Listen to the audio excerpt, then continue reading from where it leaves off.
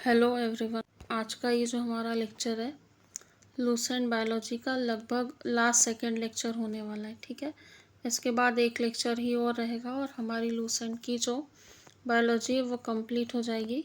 उसके बाद कौन सा टॉपिक स्टार्ट करना है मैं ग्रुप में पोल करवा दूँगी। आप सभी वहाँ पर अपने आंसर्स करना है, जिसमें भी ज़्यादा वोटिंग रहेंगी वो हम स्टार्ट करेंगे। चूँकि जो वनडे वाले एग्ज़ाम थे उन बच्चों की डिमांड थी कि बायोलॉजी करवाई जाए, क्योंकि वहाँ से बहुत सारे प्रश्न बनते हैं। तो अभी हम देख लेंगे हमको केमिस्ट्री और फिजिक्स कंटिन्यू करना है या अदर सब्जेक्ट, तो ग्रुप में मैं आप लोगों से शेयर कर दूँगी। अभी आप लोगों के लिए लेक्चर रिकॉर्ड करके रख रही हूँ। ठीक है, जो टाइम है शाम का, उस समय पर जो क्लास होती है उस समय पर ही आपको मिल जाएगा। इसमें हम लोग इसके पहले का कंप्लीट हो गया था, कुछ अन्य रोग यहाँ से पढ़ना है। तो इसमें पक्षाघात या लकवा है, पैरालिसिस। तो इस रोग में कुछ ही मिनटों में शरीर के आधे भाग को लकवा मार जाता है। ठीक है, कितने भाग को? आधे भाग को। जहाँ पक्षाघात होता है वहाँ की तंत्रिकाएं निष्क्रिय हो जाती है और इसका कारण है अधिक रक्तदाब के कारण मस्तिष्क की कोई धमनी का फट जाना या मस्तिष्क को अपर्याप्त रक्त की आपूर्ति।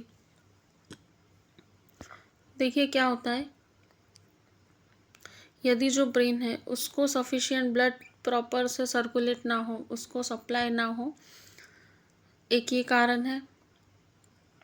अच्छा देखो, लकवा कुल मिला के ऐसा है कि कोई हमारे शरीर की धमनी है, ज़्यादा ब्लड प्रेशर है, ब्लड प्रेशर ज़्यादा होने के कारण इसकी दीवारों पर बहुत अधिक दबाव पड़ता है, ये फट गई। इसके फटने से क्या है, जो हमारा ब्रेन है उसको प्रॉपर ब्लड सप्लाई नहीं होगा, तो जिसके कारण क्या है, शरीर के आधे भाग को लकवा मार जाता है केवल कुछ ही मिनटों में। तो ये है पैरालिसिस या लकवा। उसके बाद एलर्जी। एलर्जी बहुत ही कॉमन है, कई सारे लोगों में होती है। तो जैसे धूल है, धुआं है, रसायन है, कपड़ा है, सर्दी किन्हीं विशेष व्यक्तियों के लिए हानिकारक हो सकती है। कपड़ा क्यों? क्योंकि कपड़े से जो रेशे रहते हैं या कपड़ा, ये भी एलर्जी क्रिएट करता है। केमिकल्स तो करते हैं, धूल धुआं भी करता है, सर्दी भी करती है। ये कुछ स्पेशल लोग होते हैं उनके लिए हानिकारक हो सकती है और उनके शरीर में विपरीत क्रिया होने लगती है, जिससे अनेक बीमारियां हो जाती है, जैसे खुजली है, फोड़ा है, फुंसी है, शरीर में सूजन आ जाती है, काला दाग, एक्जिमा, ये सब एलर्जी के एग्जाम्पल है। ये देखो, जो एक्जिमा है ये भी एलर्जी का एग्जाम्पल है। खुजली, फोड़ा, फुंसी, शरीर में सूजन आ जाना, मतलब स्वेलिंग आना भी एलर्जी का एग्जाम्पल है, काला दाग या एक्जिमा। सीजोफ्रेनिया एक तरह से साइकोलॉजिकल डिसऑर्डर है, तो ये मानसिक रोग है जो प्रायः युवा वर्ग में होता है, ये भी यंग जनरेशन है उसमें। ये रोगी कल्पना को ही सत्य समझता है, वास्तविकता को नहीं। ऐसे रोगी आलसी, अलगावहीन, आवेशीन होते। विद्युत आपेक्ष चिकित्सा इसमें काफ़ी सहायक है। कितना सिमिलर है यदि ये देखा जाए तो, लेकिन जब भी साइकोलॉजी पढ़ते हैं तो उसका एक नियम है कि जो भी सिम्टम्स है, जो भी बीमारी है, आप कभी भी उसको खुद पर अप्लाई नहीं करोगे, उसका एग्जाम्पल खुद को नहीं बनाओगे कि ये लक्षण मेरे अंदर है या नहीं है। क्योंकि मेनिया ऐसे करके और सारी बीमारियां, तो इनके सिम्टम्स ऐसा है कि कभी ना कभी आप में दिखेंगे ही, डेली लाइफ में, जीवन के किसी न किसी पड़ाव में उस तरह की हरकत आपसे हुई होगी। ठीक, तो इसीलिए एक ये नियम बताया जाता है। तो सीजोफ्रेनिया में क्या है, ये मेंटल डिसऑर्डर है और यंग जनरेशन में काफ़ी होता है। ऐसे रोगी जो कल्पना को सत्य समझ लेते, वास्तविकता को नहीं। ठीक है, ये आलसी होते, अलगावहीन होते, आवेशहीन होते और विद्युत आपेक्ष चिकित्सा इसमें काफ़ी सहायक है। मिर्गी इपिलेप्सी क्या है, इसको अपस्मार रोग भी कहते हैं। मस्तिष्क को आंतरिक रोगों के कारण होता है, ये जो हमारा ब्रेन है उसके आंतरिक रोग के कारण होता है। इस रोग में जब दौरा पड़ता है तो मुंह से झाग निकलता है और मल पेशाब भी निकलता है, ये मिर्गी का हो गया। उसके बाद में डिप्लोपिया। डिप्लोपिया क्या है, आँख की मांसपेशियों के पैरालिसिस के कारण। अभी हमने दूसरा पैरालिसिस या लकवा पढ़ा था, तो शरीर के आधे भाग में केवल कुछ मिनटों में पैरालिसिस हो जा रहा था। क्यों? क्योंकि हाई बीपी के कारण क्या है, कोई धमनी फट गई थी। धमनी फटने से क्या हो रहा था, ब्रेन को सफिशिएंट ब्लड सप्लाई नहीं हो रहा था, तो इसीलिए पैरालिसिस हो गया था। अब यहाँ पे डिप्लोपिया की बात की, तो याद रखना जो डिप्लोपिया है वो आँख से संबंधित है, आँख की मांसपेशियों के पैरालिसिस से संबंधित है डिप्लोपिया। कैंसर घातक बीमारी है ये। तो मनुष्य के शरीर के किसी अंग में या त्वचा से लेकर अस्थि तक यदि कोई कोशिका वृद्धि अनकंट्रोल्ड हो तो उसके परिणाम स्वरूप क्या होता है, कोशिकाओं में अनियमित गुच्छा बन जाता है। इस अनियमित गुच्छे को ही क्या कहते हैं? कैंसर। मतलब जो अनकंट्रोल ग्रोथ ऑफ सेल्स है वही जो है कैंसर है। कैंसर को स्थापित होने में जो समय लगता है उसे लेटेंट पीरियड कहते हैं। कीमोथेरेपी कैंसर रोग के उपचार के लिए दी जाती है। उत्कृष्ट गैस रेडॉन कैंसर के इलाज में प्रयोग की जाती है। यहाँ क्या क्या याद रखना है? पहला तो कैंसर क्या है? कोशिका वृद्धि की अनियंत्रित, कोशिका वृद्धि जो अनियंत्रित होती है वो कैंसर है, अनियमित गुच्छा बन जाता है। उसके बाद में लेटेंट पीरियड क्या है? कैंसर को डेवलप होने में जो समय लगता है वो लेटेंट पीरियड है। उसके बाद इसका उपचार कैसे करते हैं? कीमोथेरेपी से कैंसर का उपचार किया जाता है। और जो रेडॉन गैस है किसके इलाज में प्रयुक्त होती है? ये कैंसर के इलाज में प्रयुक्त होती है और ये उत्कृष्ट गैस या नोबल गैस भी है रेडॉन। कीमोथेरेपी शब्द को 2013 में पाउल एहरलिश ने दिया, जिन्हें आधुनिक रसो चिकित्सा का पिता कहा जाता है। बीमारी के उपचार में रसायन का उपयोग कीमोथेरेपी कहलाता है। दो बातें यहाँ से पूछ सकता है, कभी 2 नंबर में कीमोथेरेपी पूछ सकता क्या है? तो बीमारी के उपचार में रसायन का उपयोग कीमोथेरेपी कहलाता है। किसी भी बीमारी, कोई भी बीमारी हो सकती, यदि आप रसायन का यूज़ करें तो उसको कीमोथेरेपी कहेंगे। उसके बाद आधुनिक रसो चिकित्सा का पिता किसे कहा जाता है? पाउल एहरलिश को। और इन्होंने एक शब्द दिया था, इसका नाम है कीमोथेरेपी। कब दिया था? 2013 में।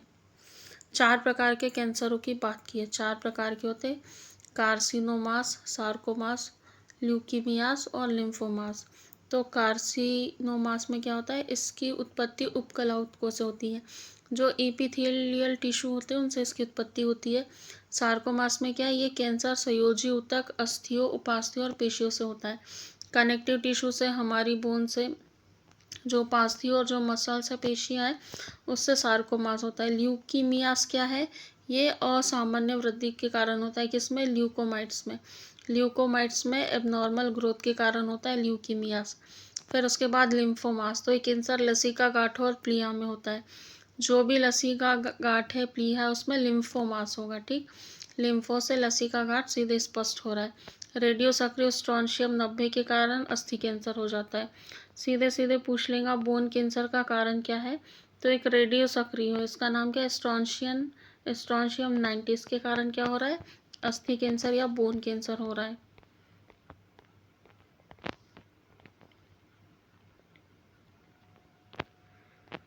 यहाँ देखिए, CAR-T सेल थेरेपी कैंसर के इलाज की बड़ी सफलता है। CAR-T सेल थेरेपी रोगी की कोशिकाओं का उपयोग करती है टी कोशिकाओं को सक्रिय करने और ट्यूमर कोशिकाओं को लक्षित करने हेतु इन्हें प्रयोगशाला में संशोधित किया जाता है।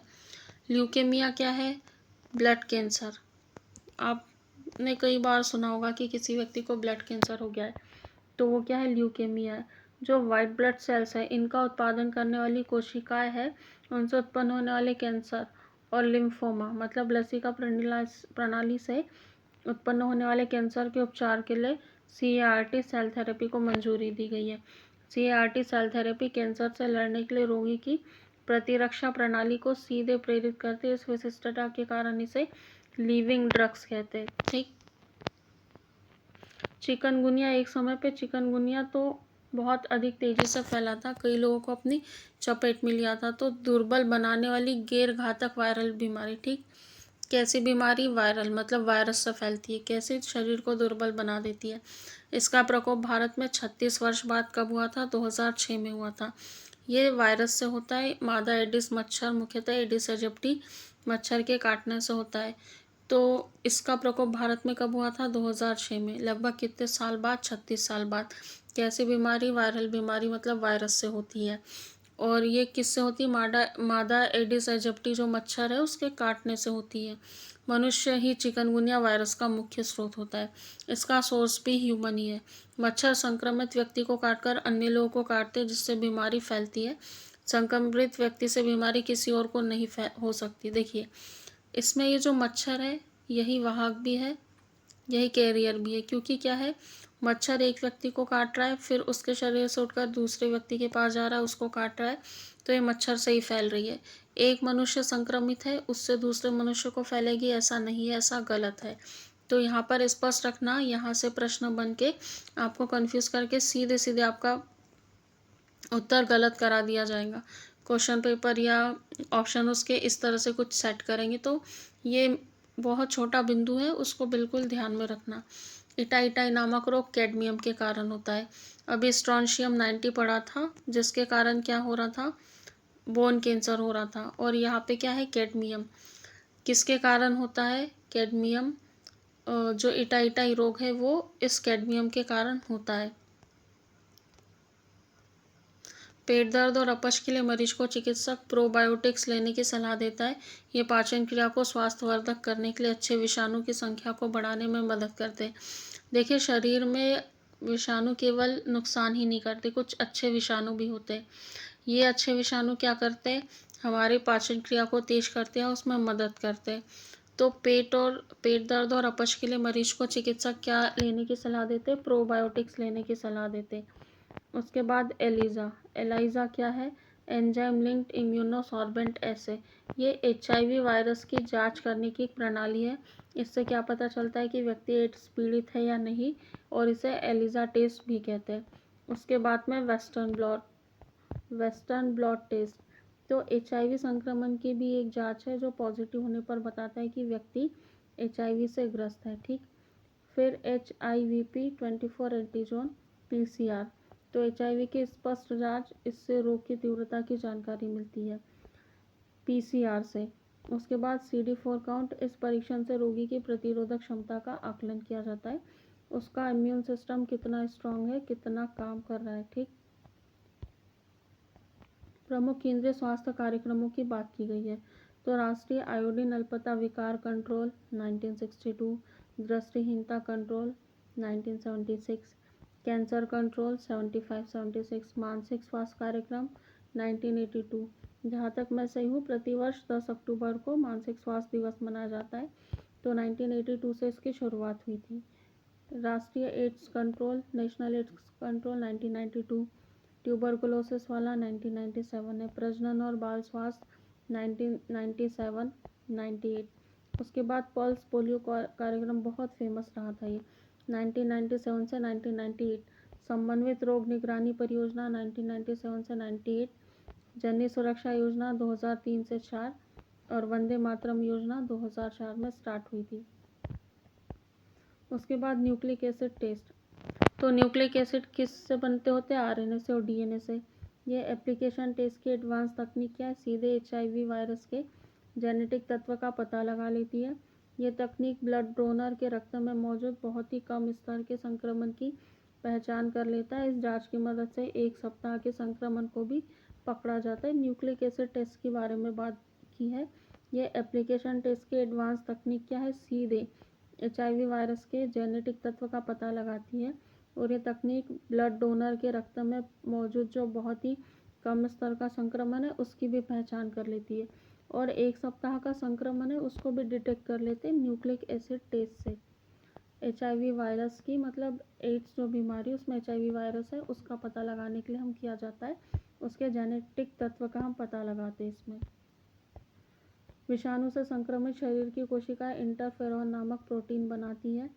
HIV पॉजिटिव लोगों के लिए एंटी रिट्रोवायरल थेरेपी की व्यवस्था की गई, ART एंटी रिट्रोवायरल थेरेपी किसके लिए, जो HIV पॉजिटिव जो भी पेशेंट्स हैं उन लोगों के ट्रीटमेंट के लिए।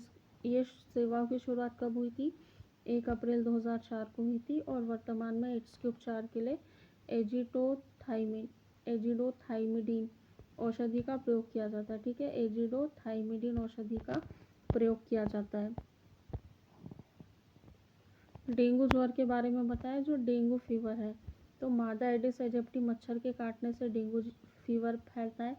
हमारे देश में डेंगू ज्वर का पहला मामला 1963 में कोलकाता में सामने आया था। डेंगू ज्वर के कारण क्या है, मानव शरीर में प्लेटलेट्स की कमी हो जाती है, और अरक्तता मतलब एनीमिया किसके कारण होता है, लोहे की कमी के कारण। आयरन की कमी हम कहते हैं ना, आयरन की कमी हो गई तो उससे एनीमिया होता है। मिशन इंद्रधनुष, इसकी शुरुआत 25 दिसंबर 2014 को हुई थी। इसका उद्देश्य क्या है, शिशुओं का पूर्ण प्रतिरक्षण, 100% जो इम्यूनाइजेशन है वो मिशन इंद्रधनुष का मुख्य लक्ष्य है। कोविड-19 से बचाव की 4 वैक्सीन थी, कौन सी, सीरम इंस्टीट्यूट ऑफ इंडिया, और ऑक्सफोर्ड एस्ट्राजेनेका के सहयोग से बनी कोविशील्ड, भारत बायोटेक की कोवैक्सीन, रूस की गेमालिया इंस्टीट्यूट द्वारा विकसित स्पुतनिक 5 और मॉडर्ना। ठीक, यहाँ कार्यक्रम के बारे में बताया है। टीकाकरण कार्यक्रम इम्यूनाइजेशन वाला। BCG बैसिलस कालमेट-ग्यूरिन ये पूरा नाम है। बच्चे के जन्म पर देते और ट्यूबरकुलोसिस से 70% तक सुरक्षा इससे हासिल की जाती। DPT डिप्थीरिया, पर्ट्यूसिस, टेटनस ये 6, 10 और 14 सप्ताहों में और 16 से 24 माह की आयु में 90 से 99% सुरक्षा देता है। उसके बाद में OPV 6, 10, 14 सप्ताह और 16 से 24 माह की आयु और संस्थागत जन्म के समय ये 100% सुरक्षा देता है। फिर खसरा 9 से 12 माह की आयु पर यह 100% सुरक्षा देता है। आगे DT की बात की थी, डिप्थीरिया और टेटनस टॉक्साइड 5 वर्ष की आयु में, TT टेटनस टॉक्साइड 10 वर्ष और 16 वर्ष की आयु में। और जो TT जो भी गर्भवती महिला है इनकी 2 खुराक होती है। यदि 3 वर्ष के भीतर टीका लगा है तो 1 खुराक। ठीक, वरना TT1 और TT2 लगता है और फिर एक TT बूस्टर लगता है। TT बूस्टर किन महिलाओं को लगता है? जिसको पहला टीका लगाए 3 साल हो गए तो फिर उन्हें सीधे बूस्टर डोज दिया जाता है। कोविशील्ड और कोवैक्सीन के बारे में इन्होंने बताया यहाँ पे। कोविशील्ड और कोवैक्सीन वेक्टर टीका है। इस प्रकार के टीके में कोविड-19 वायरस की सामग्री को एक अलग वायरल सेक्टर के संशोधित संस्करण में रखा जाता है। वायरल सेक्टर आपकी कोशिकाओं को कोविड-19 एस प्रोटीन की प्रतियां बनाने के निर्देश देता है। एक बार जब आपकी कोशिकाएं अपनी सतहों पर एस प्रोटीन प्रदर्शित करती है तो आपकी प्रतिरक्षा प्रणाली एंटीबॉडी और रक्षात्मक सफेद रक्त कोशिकाएं बनाकर प्रतिक्रिया करती है। यदि आप बाद में कोविड-19 वायरस से संक्रमित हो जाते हैं तो एंटीबॉडीज वायरस से लड़ेगी। आगे क्या दिया है? कोवैक्सीन तो जीवित शीन SARS-CoV-2 वायरस प्रवेश करा के प्रतिरक्षी प्रतिक्रिया उत्तेजित करते हैं। कोविशील्ड चिंपैंजी में पाए जाने वाले एडोना वायरस को प्रवेश करा के प्रतिरक्षी प्रतिक्रिया उत्तेजित करते हैं। नोवावॉक्स क्या है? कोविड-19 का एक प्रोटीन सब यूनिट वैक्सीन है। सब यूनिट वैक्सीन में वायरस के केवल वे भाग शामिल होते हैं जो आपकी प्रतिरक्षा प्रणाली को सर्वोत्तम रूप से उत्तेजित करते हैं, मतलब प्रतिरक्षा प्रणाली को मजबूत करेंगे। इस प्रकार की कोविड-19 वैक्सीन में हानिकारक एस प्रोटीन होती है। ठीक,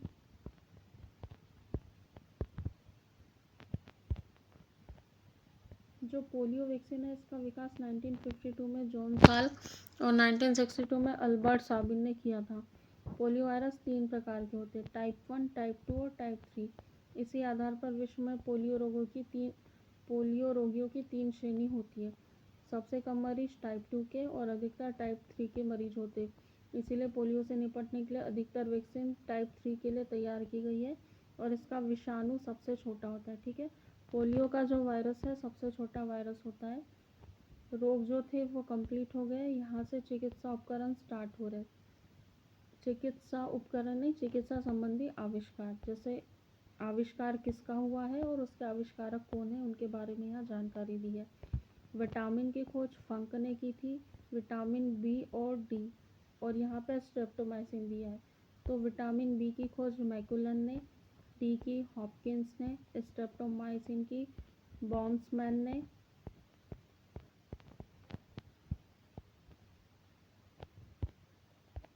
फिर जो होम्योपैथी है उसकी हैनीमैन ने, ओपन हार्ट सर्जरी वाल्टर लिलीहेल ने, पहली परख नली शिशु एडवर्ड्स और स्टेप्टो ने, एंटीजन लैंडस्टीनर ने, जो कार्ल लैंडस्टीनर है उन्होंने, क्लोरोफॉर्म हैरिसन और सिम्पसन ने, टेरामाइसिन ये फिनेल ने, डायबिटीज़ बेंटिंग ने, पोलियो वैक्सीन जॉनी साल। पोलियो वैक्सीन के बारे में तो अभी हमने डीपली स्टडी की है।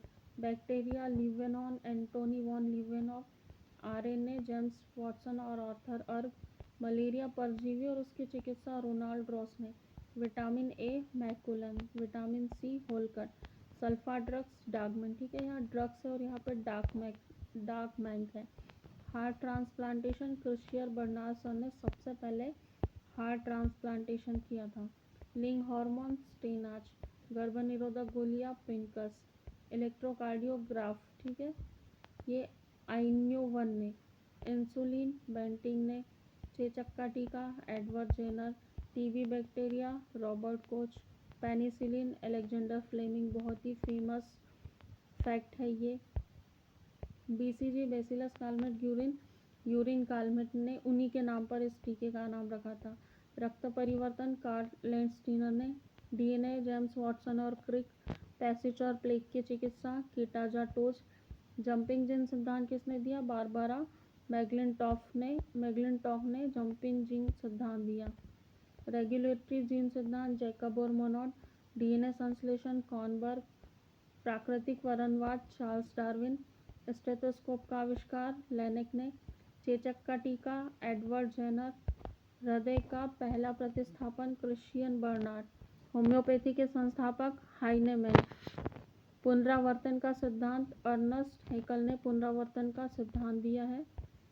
और लेप्रोसी बैसिलस का आविष्कार किसने किया? हैंसन ने। रेबीज रोधी टीका लुईस पाश्चर ने, और दूध का पास्चुराइजेशन भी इन्होंने ही किया था। आधुनिक एंटीसेप्टिक सर्जरी के जनक लिस्टर। अभी जो मॉडर्न एंटीसेप्टिक सर्जरी होती है उसके जनक कौन है? लिस्टर है। पहला एंटीबायोटिक या पेनिसिलिन की खोज ए फ्लेमिंग ने। ठीक है, पहले एंटीबायोटिक जो पेनिसिलिन थी उसकी खोज का श्रेय ए फ्लेमिंग को दिया है। कुछ औषधि उनके बारे में देख लेते हैं।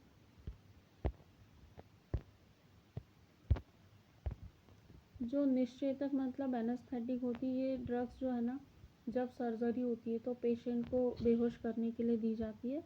बेहोश का मतलब ये है कि जो भी सर्जरी का पार्ट है वहाँ का सेंसेशन लॉस करने के लिए, ताकि सर्जरी सक्सेसफुली हो जाए। तो निश्चेतक या एनेस्थेटिक्स जो ड्रग होते हैं, डाइथाइल क्लोरोफॉर्म, सल्फोनल, वेरोनल, क्लोरोपोपेन, cocaine, diazepam, pentothal sodium, halothane, nitrous oxide है। उसके बाद एंटीबायोटिक्स में penicillin, tetracycline, cephalosporin, streptomycin, gentamicin, rifamycin, क्लोरोमाइसिन। ठीक, एंटीसेप्टिक में क्या क्या आएगा? सैमिलविस, लिस्टर, कोचायोडिन, हाइपोक्लोर अम्ल, ethyl alcohol, phenol, hexachlorophene, formaldehyde, hydrogen peroxide और एक्रीफ्लेविंग। उसके बाद में एंटीपायरेटिक्स। तो एंटीपायरेटिक्स क्या है? एस्प्रिन, कोसिन, फिनेसिटिन, पायरोमिडिन। और सल्फा ड्रग्स में क्या आते हैं? Sulphanilamide, sulphadiazine, sulphapyridine, sulphathiazole. ये सब सल्फा ड्रग्स के अंतर्गत आते हैं। आगे प्रमुख चिकित्सा उपकरणों के बारे में दी है। किसी भी व्यक्ति की जांचों के दौरान या उसके इलाज के दौरान कभी न कभी इन उपकरणों का प्रयोग होता है, अलग अलग केसेस में, जैसे उनकी हिस्ट्री रही, जो बीमारी रही उस अनुसार। तो पेसमेकर की बात करें तो हृदय गति जब कम हो जाती है तो उसको नॉर्मल सामान्य अवस्था में लाने के लिए पेसमेकर का प्रयोग करते हैं। कंप्यूटेड टोमोग्राफी क्या, जिसको सीटी स्कैन कहते हैं, संपूर्ण शरीर में कोई असामान्य या विकृति उसका पता लगाने के लिए इसका प्रयोग किया जाता है। फिर इलेक्ट्रोकार्डियोग्राफ, तो हृदय संबंधी जो असामान्यता है उसका पता लगाने के लिए इलेक्ट्रोकार्डियोग्राफ का यूज़ किया जाता है। ऑटो एनालाइजर क्या है? ग्लूकोज, यूरिया, कोलेस्ट्रॉल, इनकी जांच करने के लिए ऑटो एनालाइजर का यूज़ करते हैं। इलेक्ट्रोएंसेफेलोग्राफ क्या है?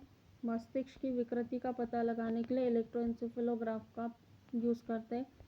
MRI, मैग्नेटिक रिजोनेंस इमेजिंग, तो मैग्नेटिक रिजोनेंस इमेजिंग द्वारा संपूर्ण शरीर में असामान्य या विकृति का पूर्णतः सही एक्सटर्नल एक्यूरेट का पता लगाया जाता है। यह जंतु विज्ञान की शाखा है और उनके जनक के नाम दिए। जो थ्योरी पढ़ी थी अभी तक, उसी का एक तरीके से टेबुलर फॉर्म में समराइज करके इन्होंने दिया है। जंतु विज्ञान के जनक अरस्तु, चिकित्सा शास्त्र के हिप्पोक्रेट्स, आनुवंशिकी जेनेटिक्स के जीजी मेंडल, सूक्ष्म जैविकी के लुई पाश्चर, प्रतिरक्षा विज्ञान इम्यून जो साइंस है इम्यूनिटी वाला, उसके एडवर्ड जेनर, जीवाणु विज्ञान के रॉबर्ट कोच, विकिरण आनुवंशिकी HJ मुलर, तुलनात्मक रचना में जी क्यूवियर है। आधुनिक आनुवंशिकी इनके बैटसन। जीरोंटोलॉजी में क्या, वृद्धावस्था का अध्ययन किया जाता है। व्लादिमीर कोरेनेचेवस्की। ठीक, आधुनिक शारीरिकी एंड्रियस वेसेलियस, रक्त परिसंचरण विलियम हार्वे, रुधिर वर्ग जो ब्लड ग्रुप है, कार्ल एंड स्टेनर महोदय जी ने ब्लड ग्रुप के बारे में हमको सबसे पहले बताया था। वर्गीकी कैरोलस लिनियस। जीवाश्म विज्ञान लियोनार्डो द विंची। जो MPPSC है उसमें 2019 के पहले विश्व का इतिहास हुआ करता था, उसमें लियोनार्डो द विंची को पढ़ा था, जिसमें उनकी किताब है मोनालिसा। बहुत फेमस किताब नहीं, उनकी पेंटिंग थी मोनालिसा। आधुनिक ध्रुवीकी कार्ल ई वॉन वेयर। उत्परिवर्तनवाद ह्यूगो ट्रीविच। सूजननीकी Francis Galton. Microscopy Marcello Malpighi. एक्रोक्राइनोलॉजी थॉमस एडिसन। ठीक, उसके बाद अवास्तविक मछली और वास्तविक मछलियों के बारे में बताया। तो जो अवास्तविक मछलियाँ हैं, वेलफिश जो क्या है, स्तनधारी है। क्रेफिश ऑर्थ्रोपोडा है। कटल फिश मोलस्का है। डेविल फिश मोलस्का है। Jellyfish coelenterata. Silverfish insecta. Starfish echinodermata. Razorfish ये मोलस्का की श्रेणी में आती है। जबकि जो वास्तविक मछलियाँ हैं, डॉगफिश तो ये स्कोलियोडॉन। ठीक, अश्वमीन जो है हिप्पोकैम्पस। फुसफुस मीन जो है प्रोटोप्टेरस है। बाघ मीन जो है स्टीगोस्टोमा है। ग्लोब मीन टेट्रोडॉन है। विद्युत मीन टॉर्पीडो है। उड़न मीन एक्सोसीट्स है। मच्छर मीन गैम्बोसिया है। और मुश मीन काइमीरा है। कुछ विचित्रताओं की यदि बात करें तो सबसे बड़ा स्तनी नीली व्हेल है। सबसे बड़ा स्थल स्तनी जो स्थल पर रहता है, अफ्रीकन हाथी, अफ्रीका में पाया जाने वाला। सबसे आदि मतलब सबसे पुराना जो मोलस्का है किंटोडर्मा है। सबसे आदि जो प्राइमेट्स है वो लेमर है। सबसे बड़ा जीवित पक्षी शुतुरमुर्ग है। ये प्रश्न पूछा जा चुका है और बहुत ही फेमस क्वेश्चन है, कई सारी परीक्षाओं में पूछा जा चुका है। सबसे बड़ा जीवित सर्प अजगर है, सबने देखा होगा। सबसे बड़ा कपी गोरिल्ला। बुद्धिमान कपी की बात करें तो चैंपियंजी। बड़ा कपी गोरिल्ला, लेकिन बुद्धिमान कपी चैंपियंजी। छोटा कपी गिब्बन। जरायु छिपकली कौन है, फ्राइनोसोमा जरायु छिपकली है। सबसे बड़ा मेंढक कौन है, राना गोलित। सबसे बड़ा मोलस्का कौन है, दैत्य स्क्विड। सबसे बड़ा सीपी ट्राइडेक्ना। सबसे बड़ा गैस्ट्रोपॉड हेमिफस्कस। सबसे बड़ा गैस्ट्रोपॉड है। सबसे बड़ा पक्षी हमिंग बर्ड। सबसे लंबी कोशा तंत्रिका कोशिका है। सबसे आदि हेलमिंथिस प्लेनेरिया। सबसे आदि एनेलिड पॉलीगॉर्डियस। सबसे छोटी अस्थि स्टेपिस है, कहाँ की, कान की है। और सबसे व्यस्त अंग कौन सा है, यह है हार्ट। आदि ऑर्थोपेडा पेरिपेट्स है। सबसे बड़ा जीवित सरीसृप टर्टिल। सबसे बड़ा जीवाश्म सरीसृप जाइजेंटोसोरस। सबसे बुद्धिमान होमोनिड मनुष्य। सबसे तेज दौड़ने वाला प्राणी चीता। सबसे तेज उड़ने वाला पक्षी स्पाइनीटेल्स स्विफ्ट। ठीक, उसके बाद में सबसे आदि स्तनी एकेनिडा है। अंड प्रजनन स्तनी डकबिल प्लेटिपस है। अंडजरायुज स्तनी कंगारू है। सबसे छोटा उड़नहीन पक्षी कीवी। कीवी कैसा पक्षी है जो उड़ नहीं सकता। उसके बाद जरायुज मत्स्य स्क्लोलियोडॉन है। जरायुज ऑर्थोपेडा बिच्छू है। जरायुज सर्प वाइपर और समुद्री सर्प है। एकमात्र विषैली छिपकली हेलोडर्मा है। सर्वाधिक विषैली छिपकली स्टोन मीन है। सबसे ऊंचा स्तनी जिराफ है। ठीक, उसके बाद में सबसे बड़ा विषाणु पॉक्स विषाणु है। सबसे बड़ी ग्रंथि यकृत जो 1.5 से 2 किलो तक का इसका वजन है। सबसे बड़ी अस्थि जो है फीमर है। और सबसे बड़ी पेशी ग्लूटियस मैक्सिमस है, कूल्हे की पेशी है, जहाँ पर आमतौर पर इंजेक्शन जो इंट्रामस्कुलर है वहीं पे लगाए जाते हैं। मानव शरीर के कुछ फैक्ट दिए हुए हैं। सबसे बड़ी हड्डी फीमर। सबसे छोटी हड्डी स्टेपिस जो कान की है। सबसे बड़ी ग्रंथि यकृत 1.5 से 2 किलो। सबसे बड़ी अंतःस्रावी ग्रंथि थायराइड ग्लैंड है, जिससे थायरोक्सिन हार्मोन निकलता है। सबसे बड़ी कोशिका न्यूरॉन है, तंत्रिका तंत्र की कोशिका है। सबसे बड़ी धमनी एब्डोमिनल एरोटा है। ठीक, एब्डोमिनल एरोटा सबसे बड़ी धमनी है। सबसे बड़ी शिरा की यदि बात करें तो इंफीरियर वेना केवा। सबसे लंबी तंत्रिका शियाटिक है। सबसे बड़ी पेशी ग्लूटियस मैक्सिमस अभी बताया। सबसे छोटी पेशी स्टेपेडियस जो है कान की पेशी सबसे छोटी पेशी है। सबसे बड़ा श्वेत रक्तकण मोनोसाइट है। सबसे अधिक पुनरुद्धारण क्षमता यकृत की कोशिकाओं में होती है, जबकि जो ब्रेन की कोशिकाएं तंत्रिका है उसमें सबसे कम पुनरुद्धारण की क्षमता होती है। ये यहाँ पे लिखा देखिए, जो ब्रेन कोशिकाएं सबसे कम पुनरुद्धारण क्षमता। सबसे बड़ा अंग स्किन है और सबसे व्यस्ततम हार्ट है। पतली त्वचा किसकी होती है? कंजक्टिवा की सबसे पतली त्वचा होती। संपूर्ण शरीर में रक्त का आयतन 5 से 6 लीटर होता है। ब्लड प्रेशर 120 से 80 mm/Hg। और लाल रक्त कणों की संख्या कितनी होती है? मेल और फीमेल में अलग अलग होती है। जो मेल है और फीमेल, मेल में 5 से 5.5 मिलियन क्यूबिक mm और फीमेल में 4.5 से 5 मिलियन क्यूबिक mm। लाल रक्त कणों का जीवन काल कितना होता है? 120 डेज का। श्वेत रक्त कणों का 5000 से 10,000 क्यूबिक mm। उसके बाद में कुछ काउंट दिया हो, यहाँ देखो, जो वाइट ब्लड सेल्स है इनका लाइफ साइकिल 2 से 5 दिन होता है। DLC डिफरेंट ल्यूकोसाइट काउंट, इसमें अलग अलग काउंट दे। जब भी आपने कभी ब्लड इन्वेस्टिगेशन कराया होगा तब ये नॉर्मल वैल्यूज़ लिखी होती है और इस नॉर्मल वैल्यू के पास में जो आपका रिजल्ट है वो लिखा होता है। फिर आप मैच करके भी क्रॉस चेक वहाँ कर सकते हो कि आपकी जो भी ब्लड टेस्ट कराया था उसमें जो रिपोर्ट है तो उसमें ये वैल्यू बड़ी है या कम है। उसके बाद में यहाँ बेसोफिल्स है, इसिनोफिल्स है, मोनोसाइट्स है, न्यूट्रोफिल्स है, लिम्फोसाइट्स है और रक्त प्लेटलेट काउंट। ये याद करने की ज़रूरत नहीं है, यहाँ से कुछ ऐसे नहीं बनेगा प्रश्न। हीमोग्लोबिन ज़रूर से याद रख सकते हो। मेल में 14 to 16 ग्राम और फीमेल में 12 to 14 ग्राम होता है। यूनिवर्सल ब्लड डोनर कौन सा है? O। और ग्रहण करने वाला, सबसे ग्रहण करने वाला AB पॉजिटिव। पॉजिटिव नेगेटिव देखना पड़ेगा, शायद से पॉजिटिव है। सामान्य शरीर का तापक्रम 98.4 डिग्री फ़ारेनहाइट होता है। जो आपकी रेस्पिरेशन रेट है वो कितनी? 16 to 20 पर मिनट। दंत सूत्र वयस्क में और बच्चे में दोनों में। तो देखो, वयस्क में क्या करना, आप 1 से शुरू करना, तो 1 2 3, यहाँ पे 2 है, ये वयस्क का है। और बच्चों का क्या है? 212 है। मस्तिष्क का भार 1400 ग्राम होता है। क्रेनियल तंत्रिकाओं की संख्या 11 जोड़ी। स्पाइनल तंत्रिकाओं की संख्या 31 जोड़ी। नॉर्मल हार्ट रेट 72 से 75 पर मिनट। सामान्य नाड़ी दर 72 पर मिनट होती है। उसके बाद गैस्ट्रिक जूस का पीएच कितना है? 1.4। मूत्र का पीएच कितना है? 6.0। रक्त का पीएच 7.4। पैंक्रियाटिक जूस का पीएच कितना है? 8.5। शरीर में कुल अस्थियों की संख्या कितनी है? 206। शरीर में कुल पेशियों की संख्या 639। और शरीर के कुल भार में, ठीक है, जितना भी बॉडी वेट है उसमें जल का कितना हिस्सा है? तो 65% उसमें जल का हिस्सा है।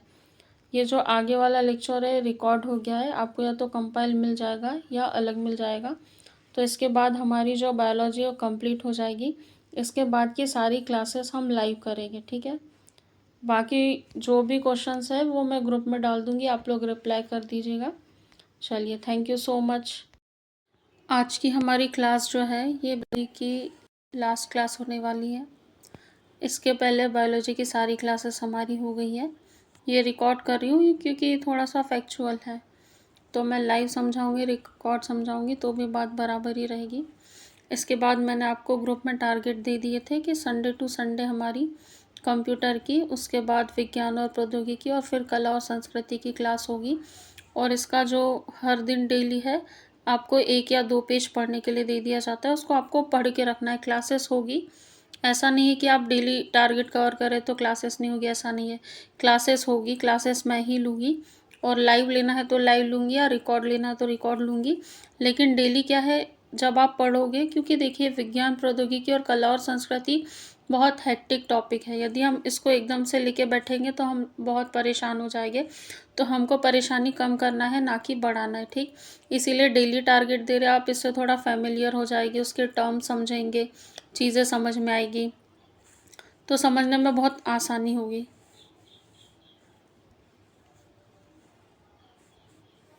ठीक, यहाँ से हम स्टार्ट करते हैं। विज्ञान की शाखाओं के बारे में पढ़ना है, तो विज्ञान की जो प्रमुख शाखा है, सबसे पहले एनाटॉमी। आप जब 9th 10th में होंगे, 11th 12th में जो बायोलॉजी के बच्चे, उन्होंने भी वहाँ एनाटॉमी पढ़ी होगी।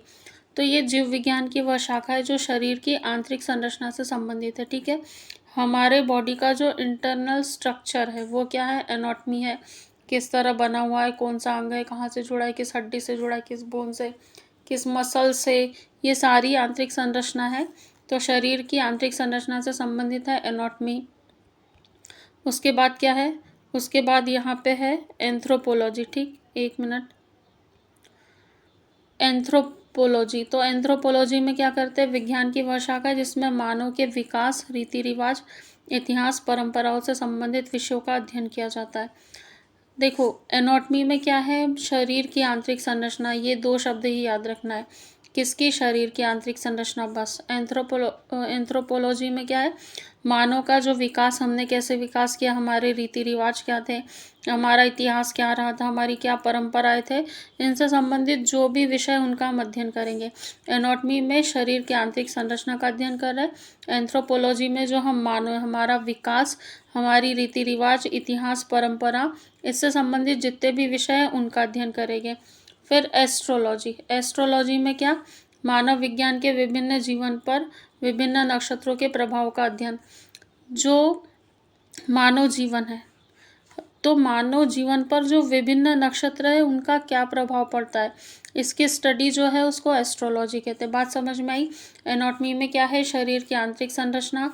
एंथ्रोपोलॉजी में मानव का जो विकास, रीति रिवाज, इतिहास, परंपरा है, इससे संबंधित जो भी विषय है उनका अध्ययन है। एस्ट्रोलॉजी में जो विभिन्न नक्षत्र है उनका हमारे मानव के जीवन पर क्या प्रभाव पड़ता है, इसको हम देखेंगे। तो एस्ट्रोलॉजी, क्योंकि आगे एस्ट्रोनॉमी भी आएगा, तो एस्ट्रोनॉमी और एस्ट्रोलॉजी में कंफ्यूज नहीं करना है। यहाँ से एक प्रश्न बना था, इसी टेबल से एक दूसरा प्रश्न बना था, इसीलिए एक एक शब्द आपको समझते चलना है। एस्ट्रोनॉमी, अभी एस्ट्रोलॉजी पढ़ा, एस्ट्रोलॉजी में नक्षत्रों का अध्ययन, मानव जीवन पर जो पढ़ रहा था उसका अध्ययन था, नक्षत्रों का जो प्रभाव था। एस्ट्रोनॉमी में क्या है, खगोलीय पिंडों का अध्ययन करने वाला विज्ञान। जो भी खगोलीय पिंड है, आकाशीय पिंड है, खगोल में, पूरे ब्रह्मांड में जो भी पिंड है उनका अध्ययन करते, ठीक है। तो एस्ट्रोनॉमी, नॉमी मतलब जाना माना खगोलीय पिंड, है ना। जैसे प्लूटो है, उसको ग्रहों की श्रेणी से बाहर कर दिया तो सुर्खियों में आया, तो नोमी मतलब नाम, किसका नाम, पिंडों का नाम, तो खगोलीय पिंडों का अध्ययन एस्ट्रोनॉमी। सिरेमिक्स, टेक्नोलॉजी की वह शाखा है जो चीनी मिट्टी के बर्तन तैयार करने से संबंधित है। सबसे पहले एनाटॉमी बताया, एनाटॉमी में शरीर की आंतरिक संरचना का अध्ययन। फिर उसके बाद में जो एस्ट्रोलॉजी पढ़ा था हमने, एस्ट्रोलॉजी में क्या था, मानव जीवन पर जो विभिन्न नक्षत्र उनके प्रभाव का अध्ययन। एस्ट्रोनॉमी पढ़ा, ये क्या है, खगोलीय पिंडों का अध्ययन करने वाला। एग्रोस्ट्रोलॉजी करके हमने कुछ पढ़ा था, उसमें था कि मानव का जो विकास था, उसके रीति रिवाज थे, उसकी परंपराएं, इन सब का जो भी अध्ययन, इन सब से जो संबंधित विषय उनका अध्ययन करेंगे। सिरेमिक्स, सिरेमिक्स में क्या है, कुछ नहीं है, जो चीनी मिट्टी है इसके बर्तन तैयार करने से संबंधित ये टेक्नोलॉजी की एक शाखा है। ऑन्कोलॉजी, देखो ऑन्कोलॉजी सीधे सीधे कैंसर से संबंध है, कैंसर का उत्पत्ति भी ऑन्कोस से ही हुआ है। यूजेनिक्स, यहाँ पे जेनिक्स मतलब जेनेटिक्स, ठीक, जेनिक्स से जेनेटिक्स याद रखो।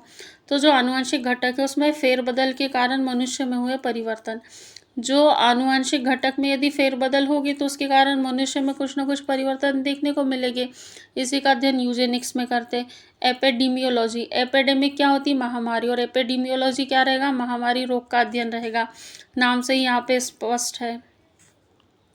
एरेनियोलॉजी, तो मकड़ों का अध्ययन, ठीक है, ये एक यूनिक फैक्ट है, मकड़ों का अध्ययन क्या कहलाता है, एरेनियोलॉजी। फिर कीमोथेरेपी, कीमोथेरेपी चिकित्सा विज्ञान की एक शाखा है जिसमें रासायनिक यौगिकों से उपचार किया जाता है। ये जो कीमोथेरेपी कैंसर रोग के इलाज के लिए की जाती है, तो ये क्या है, चिकित्सा विज्ञान की क्या है, शाखा है जिसमें केमिकल्स है, ठीक है, केमिकल से, रासायनिक यौगिकों से ट्रीटमेंट किया जाता है। कॉस्मोलॉजी, ये समस्त ब्रह्मांड का अध्ययन करने वाली विज्ञान की एक शाखा है। अभी मैंने आपको बताया एग्रोनॉमी, ठीक है, जो एग्रो, देखिए यहाँ ऊपर है, एस्ट्रोनॉमी है। ये जो एस्ट्रोनॉमी है खगोलीय पिंडों का अध्ययन है, और एस्ट्रोलॉजी क्या था, मानव जीवन पर पड़ने वाले नक्षत्रों का प्रभाव था। अब कॉस्मोलॉजी, कॉस्मोलॉजी में क्या है, समस्त ब्रह्मांड का अध्ययन, जो ब्रह्मांड है तो समस्त ब्रह्मांड का अध्ययन करेंगे, वो कॉस्मोलॉजी। क्रायोजेनिक्स, निम्न ताप के विभिन्न प्रयोगों तथा नियंत्रणों का अध्ययन करने वाला विज्ञान। जो निम्न ताप है उसके जो विभिन्न प्रयोग है और जो नियंत्रण है उनका अध्ययन करने वाला जो विज्ञान है क्रायोजेनिक्स है। इकोलॉजी विज्ञान वनस्पतियों और प्राणियों के पर्यावरण या प्रकृति से संबंधों का अध्ययन करता है। इकोलॉजी हम चूँकि इन्वायरमेंट एंड इकोलॉजी पढ़ भी चुके हैं, तो इस विज्ञान में क्या होता है, जो वनस्पति है और प्राणी है, इनका पर्यावरण या प्रकृति से जो भी संबंध है उनका अध्ययन कहलाता है इकोलॉजी। एंटोमोलॉजी क्या है, ये कीट पतंगों का व्यापक अध्ययन होता है। ठीक है, एंटोमोलॉजी में जंतु विज्ञान की शाखा है जिसमें कीट पतंगों का व्यापक अध्ययन होता है। एपिडीमियोलॉजी, एपिडेमिक यहाँ समझना, महामारी और उसके उपचार से संबंधित है। एपिडीमियोलॉजी जो है महामारी और उसके उपचार से संबंधित है। यहाँ पर एक टर्म हमने और पढ़ी थी एपिडीमियोलॉजी, ये भी महामारी रोग के अध्ययन से संबंधित है। उसके बाद एक्स बायोलॉजी, तो एक्स बायोलॉजी क्या है, पृथ्वी को छोड़कर अन्य ग्रह और उपग्रहों पर जीवन की संभावना का अध्ययन किया जाना। ठीक है, एक्स बायोलॉजी जो हमारी पृथ्वी, इसको छोड़ दो, इसके अलावा जो दूसरे ग्रह उपग्रह है क्या उन पर जीवन की संभावना है, इसका अध्ययन हम करेंगे। जियोलॉजी में क्या है, भूगर्भ संबंधी अध्ययन। ठीक है, जियोलॉजी में भूगर्भ संबंधी अध्ययन, उसकी बनावट कैसी, संरचना कैसी, इनका अध्ययन करना इस विज्ञान के द्वारा किया जाता है, जियोलॉजी के द्वारा।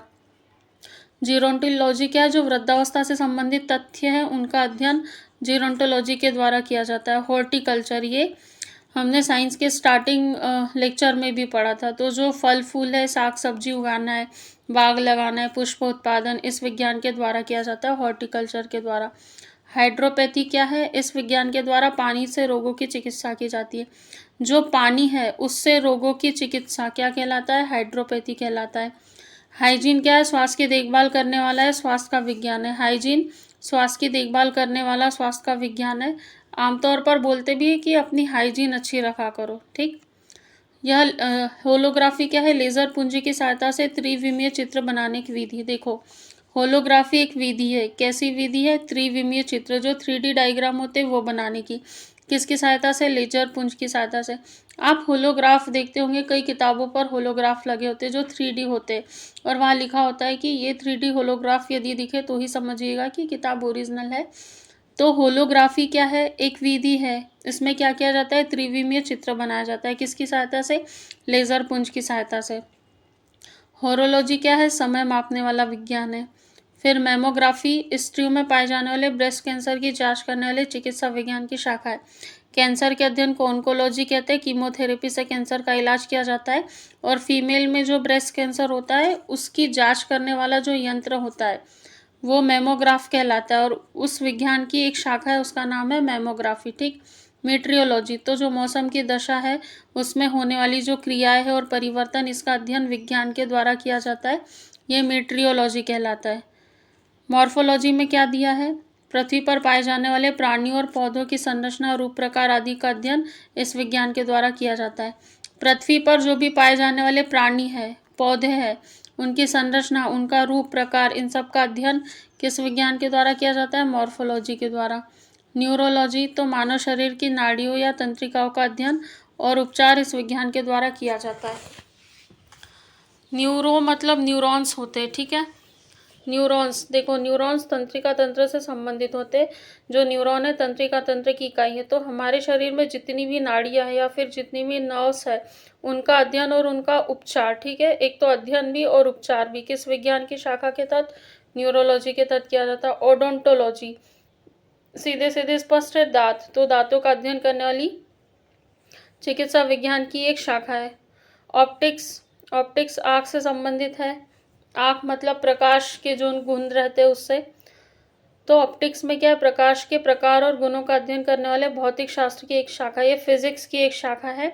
इसमें प्रकाश के प्रकार का और उसके गुणों का अध्ययन, दो चीज़ें याद रखना है आपको। सबसे पहले तो भौतिक शास्त्र की शाखा है, उसके बाद ये याद रखना है कि प्रकाश के प्रकार और गुणों का अध्ययन करती है ऑप्टिक्स में।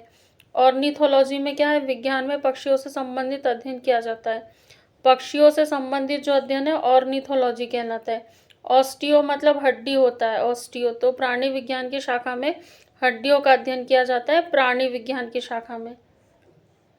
आगे देखिए,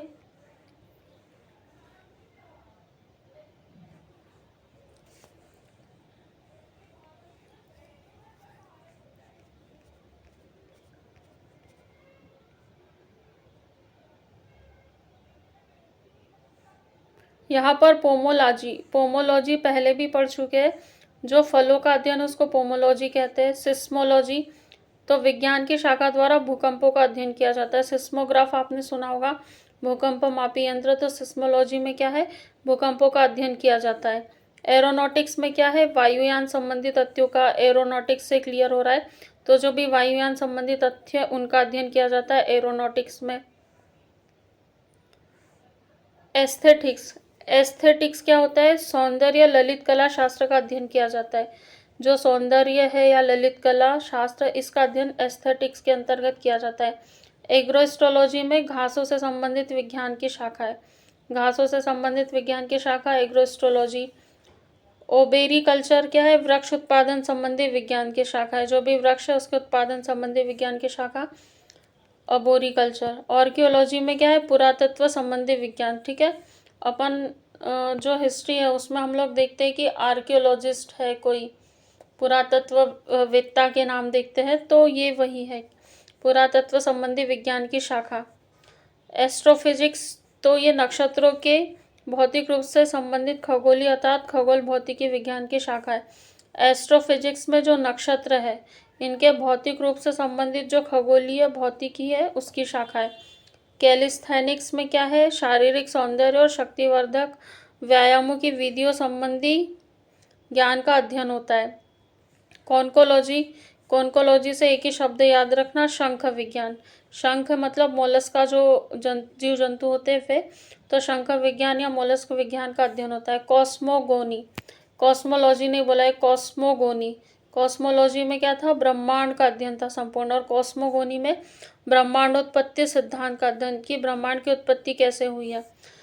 कॉस्मोग्राफी में विश्व रचना संबंधी ज्ञान। ठीक है, ग्राफी मतलब ग्राफ लिखना, इस तरह से याद रखो, ग्राफी मतलब ग्राफ बनाना, तो विश्व रचना संबंधी ज्ञान।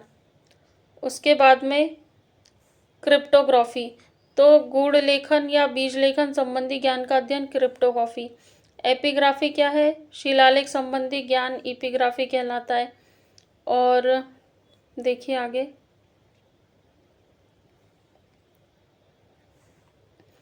एथनोग्राफी क्या है, इस शाखा के अंतर्गत मानव जाति का अध्ययन होता है। इथोलॉजी क्या है, प्राणियों के आचार और व्यवहार का अध्ययन होता है। जीनिकोलॉजी क्या है, जीवों की जातियों के विभेदों का अध्ययन होता है। जियोडेसी क्या है, भूगणित ज्ञान का अध्ययन होता है। उसके बाद में जियो मेडिसिन, तो ये औषधि शास्त्र की शाखा है जो जलवायु और वातावरण का स्वास्थ्य पर प्रभाव का अध्ययन करता है। जियो मेडिसिन औषधि शास्त्र की शाखा है, जो भी जलवायु है और वातावरण है इनका स्वास्थ्य पर क्या प्रभाव पड़ता है उसका अध्ययन। हेलियोथेरेपी, हेलियो या हेलोजन जो होता है, हाइड्रोजन और जो परमाणु होते हैं बहुत अधिक मात्रा में सूर्य में होते हैं, तो सूर्य के प्रभाव से चिकित्सा करने की प्रक्रिया को क्या कहते हैं, हीलियोथेरेपी कहते हैं। हाइड्रोपोनिक्स क्या है, इसके अंतर्गत जल संवर्धन का अध्ययन किया जाता है हाइड्रोपोनिक्स में। उसके बाद में हाइड्रोस्टेटिक्स, इसके अंतर्गत द्रवस्थैनिक का अध्ययन होता है। लेक्सिकोग्राफी, शब्दकोश संकलन और लिखने की कला है लेक्सिकोग्राफी। न्यूमेरोलॉजी तो विज्ञान की वह शाखा जिसमें अंकों का अध्ययन किया जाता है, न्यूमेरोलॉजी। न्यूमिस्मेटिक्स मतलब सिक्के, देखिए पुराने सिक्कों का जो अध्ययन है वो न्यूमिस्मेटिक्स कहलाता है। फाइकोलॉजी आपको बताया था, शैवाल का अध्ययन फाइकोलॉजी। और माइकोलॉजी कवक का था, या दिया हुआ नहीं है लेकिन हम लोग पढ़ चुके हैं। सेलिनोलॉजी, इसके अंतर्गत चंद्रमा के मूल स्वरूप और गति के वर्णन का अध्ययन किया जाता है सेलिनोलॉजी में। सेरिकल्चर, रेशम के कीड़े के पालन और उससे रेशम के उत्पादन का अध्ययन किया जाता है। आप लोग भी अपनी बुक में क्या कीजिएगा, जो भी की टर्म है उस पर राउंड कर लेना, ठीक है, या उसको अंडरलाइन कर लेना। पूरी लाइन पढ़ने याद करने का तो सेंस है नहीं, यदि की टर्म आपको ये शब्द जो है ये आपको याद रहे तो आप सही उत्तर तक पहुंच जाओगे, चाहे 2 नंबर हो या प्रीलिम्स में हो। टेलीपैथी क्या है, मानसिक संक्रमण की प्रक्रिया का अध्ययन। ठीक है, मानसिक जो संक्रमण है उसकी प्रक्रिया का अध्ययन टेलीपैथी है। हिप्नोलॉजी, नींद का अध्ययन हिप्नोलॉजी कहलाता है।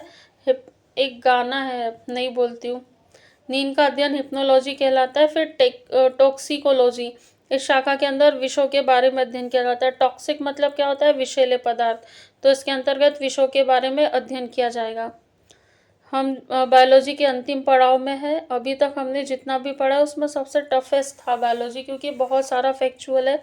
और उसके बाद एक चैलेंज ये आ रहा था कि जो मैथ स्ट्रीम वाले बच्चे थे उनको बायोलॉजी बहुत ही सिर के ऊपर से जा रही थी, तो इसीलिए मुझे ये बहुत थोड़ा थोड़ा स्लो स्लो करके पढ़ाना पड़ा। लेकिन ठीक है, आप लोगों के लिए ही पढ़ा रही हूँ, तो आप लोगों को समझ में आना चाहिए, प्रायोरिटी होनी चाहिए, इसलिए थोड़ा समय लगा। लेकिन कोई बात नहीं, बायोलॉजी बहुत अच्छे तरीके से हमारी फिनिश हो जाएगी।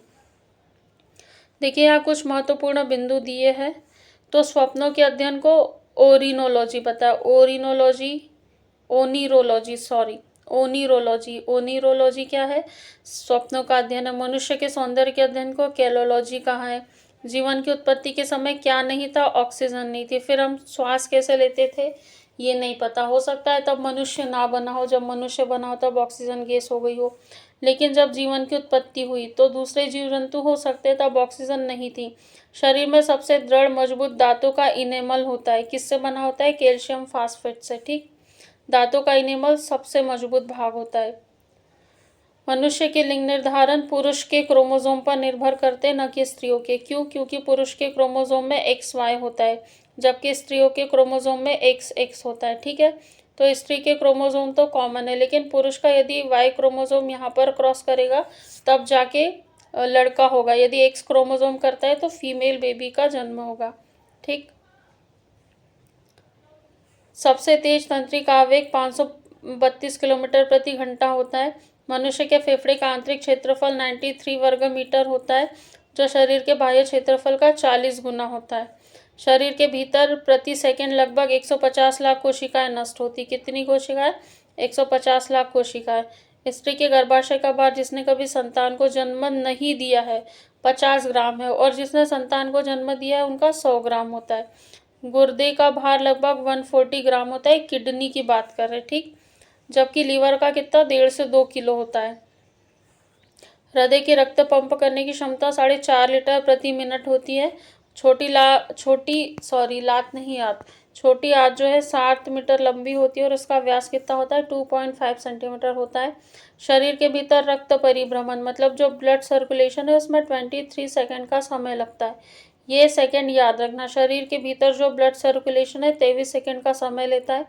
पेनिसिलियम नामक प्रतिजैविक पेनिसिलियम नामक कवक से प्राप्त होता है। मनुष्य संसार का सबसे बुद्धिमान होमिनिड है। गोरिल्ला भी नहीं, मनुष्य का नाम यहाँ पर दिया हुआ है। एल्बाट्रॉस सबसे बड़ा समुद्री पक्षी जिसके पंख का फैलाव 10 से 12 फीट तक है। किसका? एल्बाट्रॉस सबसे बड़ा समुद्री पक्षी है। इसके पंख का फैलाव कितना है? 10 से 12 फीट तक है। प्लेसेंटा बनने के आरंभ से HCG हार्मोन काफ़ी मात्रा में स्रावित होकर यूरिन में उत्सर्जित होने लगता है। इसी समय यूरिन की जांच में इस हार्मोन की उपस्थिति से प्रेगनेंसी की जांच की जाती। ठीक, बच्चे के हृदय की धड़कन वयस्क व्यक्ति से ज़्यादा होती है। कितनी होती है? अलग अलग किताबों में अलग अलग है, लेकिन जनरली 120 से 160 बीट पर मिनट मानी जाती है। और वयस्क व्यक्ति की कितनी होती है? 72 बीट पर मिनट होती है। एक बार सांस लेने की क्रिया में 5 सेकंड में 2 सेकंड के निःश्वसन और 3 सेकंड के उश्वसन में 500 ml हवा अंदर आती है। मतलब 2 सेकंड में आपने अंदर ली, 3 सेकंड में सांस बाहर निकाल दी। इस दौरान 500 ml आधा लीटर हवा आपके शरीर के अंदर प्रवेश कर गई। मनुष्य के शरीर में रुधिर प्रतिदिन 350 लीटर ऑक्सीजन शरीर की कोशिकाओं तक पहुंचाता है। इसमें 97% ऑक्सीजन हीमोग्लोबिन द्वारा ले जाया जाता है तथा शेष 3% भाग का संचारण रुधिर प्लाज्मा करता है। महिला और बच्चों से संबंधित सामाजिक और प्राथमिक स्वास्थ्य के विभिन्न पहलुओं के प्रति जागरूकता पैदा करने के लिए राष्ट्रीय ग्रामीण स्वास्थ्य मिशन के अंतर्गत गांव में 1000 की जनसंख्या पर एक महिला सामाजिक कार्यकर्ता चुनी गई, जिसे एक्रीडेटेड सोशल हेल्थ एक्टिविस्ट या आशा कहते हैं। प्रश्न क्या बनेगा? कितनी जनसंख्या पर? तो 1000 की जनसंख्या पर। किसमें? गाँव में। कोई गाँव है, वहाँ पर 1000 की जनसंख्या पर एक महिला सामाजिक कार्यकर्ता चुनिए। ठीक, ये क्या करेंगे? सामाजिक और प्राथमिक स्वास्थ्य के विभिन्न पहलुओं के प्रति जागरूकता पैदा करेगी और राष्ट्रीय ग्रामीण स्वास्थ्य मिशन के अंतर्गत ही आती है। शरीर का तापमान 95 डिग्री फ़ारेनहाइट से गिर जाए तो इसको क्या कहते हैं? हाइपोथर्मिया। नर, खुर और सींग किसके ऊतक के बनते हैं? केराटिन ऊतक के। DNA बारकोडिंग क्या होती है? विशिष्ट जीन या जीन से डीएनए के एक छोटे खंड का उपयोग करके प्रजातियों की पहचान की एक विधि। डीएनए बारकोडिंग के कुछ अनुप्रयोगों में शामिल है। फूल या फल उपलब्ध न होने पर भी पौधों की पत्तियों की पहचान करना, परागण करने वाले जानवरों के शरीर पर एकत्रित पराग की पहचान करना, कीट लार्वा की पहचान करना जिसमें वयस्कों की तुलना में कम नैदानिक लक्षण हो सकते हैं। आगे देखिए, जब एक से अधिक जीवों के डीएनए वाले नमूने से जीवों की पहचान करने के लिए बारकोडिंग का उपयोग किया जाता है तो डीएनए मेटा बारकोडिंग शब्द का उपयोग होता है। जब एक से अधिक जो जीव है उनका जो डीएनए है उसके नमूने से जीवों की पहचान करने के लिए जो बारकोडिंग का उपयोग किया जाता है तो डीएनए मेटा बारकोडिंग शब्द का यूज़ होता है। ठीक, यहाँ पर हमारी बायोलॉजी कंप्लीट हो गई है। जो भी अपडेट है आपको ग्रुप में दे दिया जाएगा। Thank you so much.